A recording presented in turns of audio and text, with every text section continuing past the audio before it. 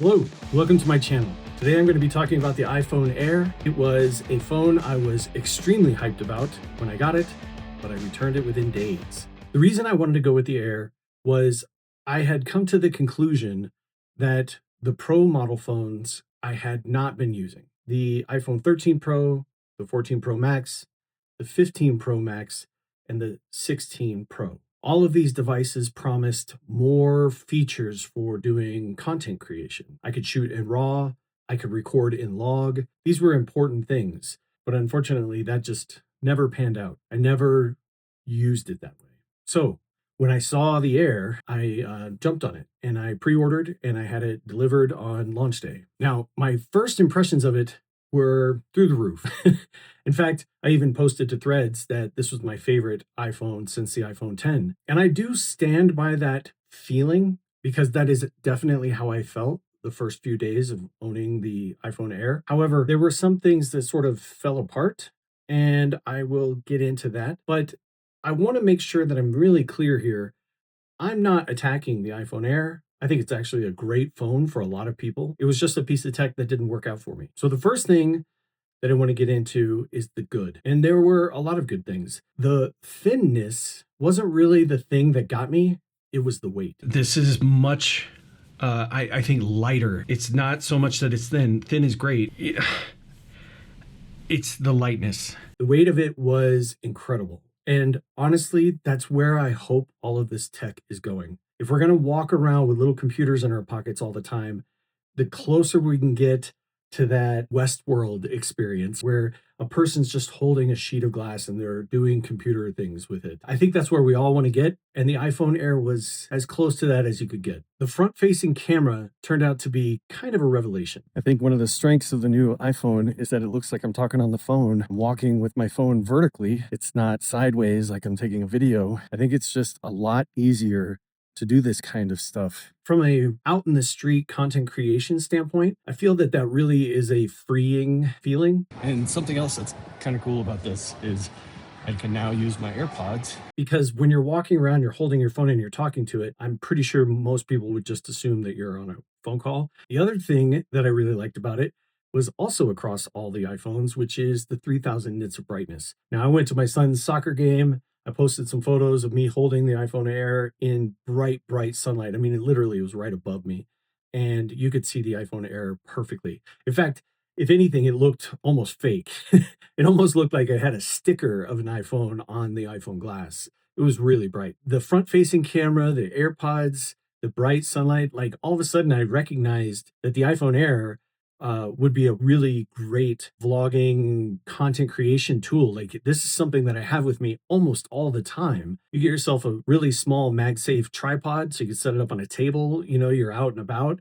I think that is kind of game changing. I don't know if you're recognizing this or not, but everything I listed as positives are positives across the entire iPhone line. So let me get into some of the problems that I had. Some of the things that I started to notice kind of quickly, and then they escalated and they got to a point where I felt I had to return the phone. So the first thing that was bothering me, I really didn't like the 6.5-inch screen.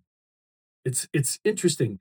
6.3 to 6.5 doesn't seem like that big of a deal, but in the hand, it felt like that big of a deal. And I felt like at all times that the iPhone was kind of sitting in my hand in a precarious position. I felt like I would drop it at any moment. And I think it was actually because it was so thin and light that that feeling was amplified. I found myself constantly wishing it was like a 6-inch screen, not even 6.3.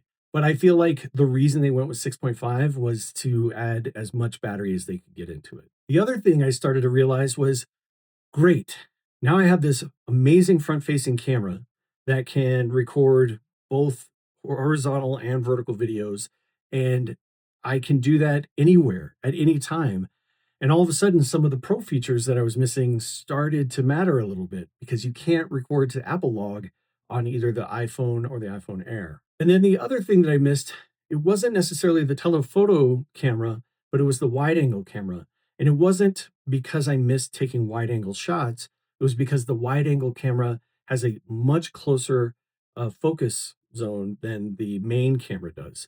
So if I want to do any kind of macro photography or take a photo of a leaf on the main camera, you can't get as close as you would like. And it's fall colors and the leaves are changing. And I took my camera out and I really wanted to take a photo of these leaves that were in the sunlight. And I got a decent photo of it, but it's not the macro photo that I wanted. So I immediately realized that I did kind of miss the extra cameras. The last thing that really sort of put me over the top was I took my iPhone Air into the mountains, as I always take my iPhones into the mountains, because I use wireless CarPlay to navigate. I download my maps to the phone, and then I navigate the Rocky Mountains with my phone. And when I'm in the mountains, I don't have cellular connection. Unless I'm by one of the bigger towns like Vail or Breckenridge, I don't have any connection at all. I have no data. And I was doing that on Sunday after I got it. So it had all of Friday night to restore. It had all of Friday night while I was charging to index and do everything that the OS does. Saturday, I put it through its paces. I really pushed the battery. I actually got great battery life on Saturday. I thought it was excellent.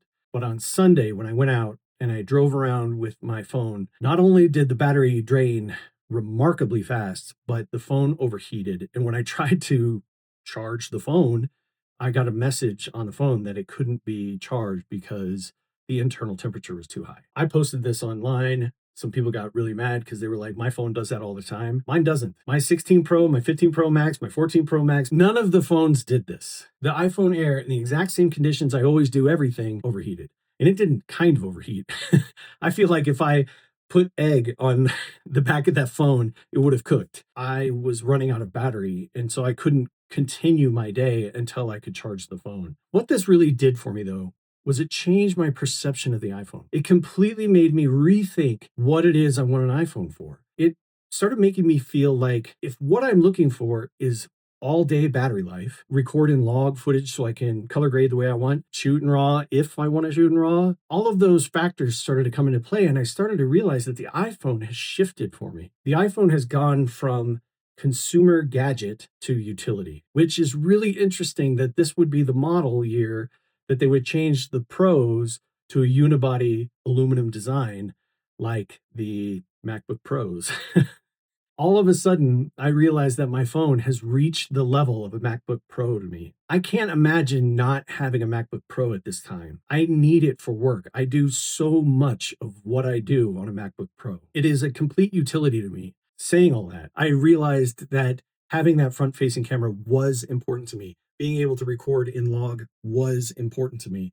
I was going to try to use this for its professional pro features. So I decided to return the iPhone Air and I got myself an iPhone 17 Pro Max. And I would show it to you right now, but I can't because I've been recording this whole video on the front facing camera in portrait mode, vertical. So I could put this on my YouTube channel. And the whole point of this little exercise is to just show how significant the difference is with the front facing camera. I didn't do this with the back cameras, which are better. But when I want to do a simple vlog video like this one, I need to be able to see myself. I need to know that I'm in focus. And this provides that for me. So this is being shot in Apple Log 2. I'm going to color grade it and put it online. And that's where I've landed with the iPhone. The iPhone has peaked.